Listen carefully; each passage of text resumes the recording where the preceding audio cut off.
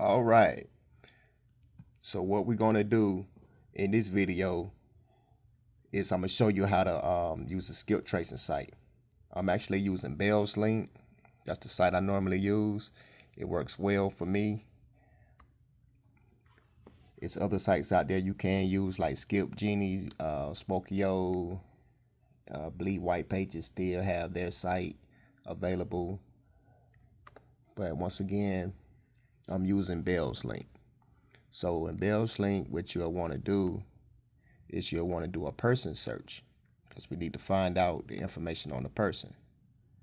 Okay, then they give you different categories on how you can go about finding somebody. You can do fraud prevention or detection, legal compliance, transactions authorized by consumers. You have used by persons acting in fiduciary capacity on behalf of the consumer. And you have used by a person holding a legal or beneficial interest related to the consumer.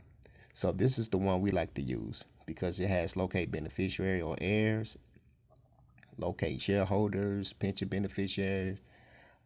So this is the one that we like to click on. So we click that, then I scroll down. I can get it going. Then we click search. And now we want to select name and address because that's the information that we already have. We don't have their social.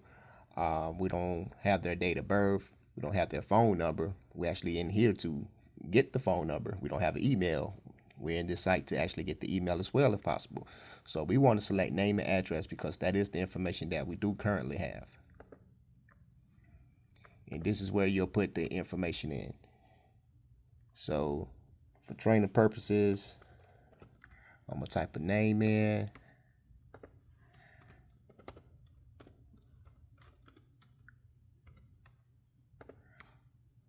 So you do the first and last name, and then you type in their address. You type in the address. You type in their mailing address. That's what you type in, their mailing address. That's why it's very important when you're on the tax assessor site. You're gonna record that information. You're gonna get their mailing address because when you're skip tracing, that's what you want to put in the in your search engine, so it could pull their information. So that's what we'll do right here. Let me see.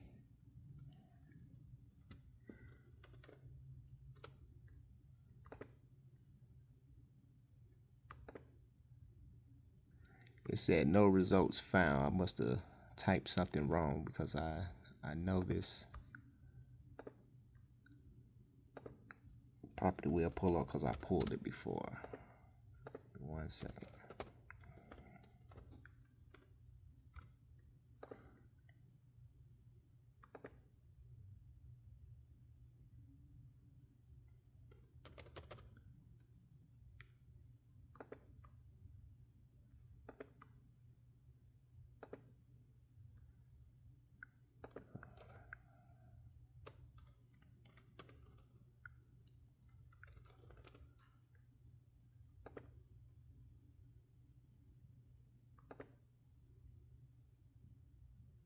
Okay. Now, as you can see, 3 different ones pulled up. If you can see that, 3 different ones pulled up. So now what you want to do is compare apples to apples. You're looking for something that's relatable to the information you have. Like this one showing Hawking Trail, McDonough, Georgia. We don't have any information about this property owner having any dealings with this address here. But this one, as you can see, is showing 1145 Dunbar Road. That's the actual address we typed in. So we know more than likely this is the correct address. So you'll click that because that's the mailing address that we pulled from the tax assessor site. Now, as you can see, what it shows you in here, it shows you if the owner is deceased. As you can see, excuse me. As you can see, this owner is not deceased. It gives you a mobile number, and see right here at the bottom where it shows the date. It shows from 10/20/2016 through 12/1/2024. So that lets you know, yeah, this may still be an active number because of the year that's posted on it, right? And then also have a landline. See, the landline was from 10/20/2016 through 10/20/2016, right? It's a high chance that that landline doesn't even exist anymore, right? Most people don't have landlines these days. A lot of older people still do, but majority of people they don't have landlines. But in some cases, we still write them down because it might be the only phone number that you can get off of here, or you may only have like one or two mobile numbers and they may have a landline, so you may just write that landline down. So what I try to do, rule of thumb, is try to at least get 3 to 5 phone numbers from each lead so I can call and hopefully one of them be the correct phone number that I'm looking for. Now, as you can see, if you move over to the right where it says email address, this property owner doesn't have an email address that we can use. Sometimes they'll have 1, 2, maybe even 3 emails over here, and however many they have, we'll write them down. Just in case we're not able to contact them by phone, we'll send out emails. And sometimes people be very responsive through emails. And over here, here's the possible relatives, right? Next to kin. So if some odd reason you're not able to find, get in contact with the actual property owner, you can actually skill trace one of the relatives and maybe get in touch with them, and they get in touch with the owner, and then you can do business that way. And in other cases, if the owner is deceased, now you're going to have to go to next of kin and select one of their one of these relatives and see if they know about any information on that property, so you can actually do a deal with one of them so you can buy the property or wholesale in this matter. Okay, so that's very important to know these things, because you may have to go that route.